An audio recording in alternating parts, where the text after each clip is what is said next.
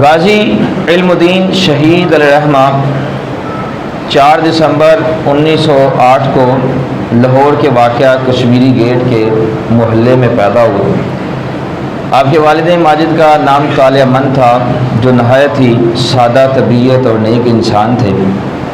اور والدہ محترمہ وہ بھی مذہبی رجحان رکھنے والی نیک سیرت خاتون تھی۔ ایک دن طالع من کے دروازے پر ایک فقیر نے دستک دی تو غازی علم الدین شہید علیہ الرحمہ کی والدہ محترمہ آپ کو لے کر دروازے پر گئی تو درویش نے غازی علم الدین شہید علیہ الرحمہ کو دیکھتے ہی آپ کی والدہ محترمہ سے غازی علم الدین شہید علیہ الرحمہ کو لے کر اپنی گود میں لے کر ان کے ماتھے کو چوما اور فرمایا، بی بی یہ بچہ جو ہے یہ بڑا سعادت مند ہے، اس پر اللہ تبارک و تعالیٰ کا خصوصی فضل ہے۔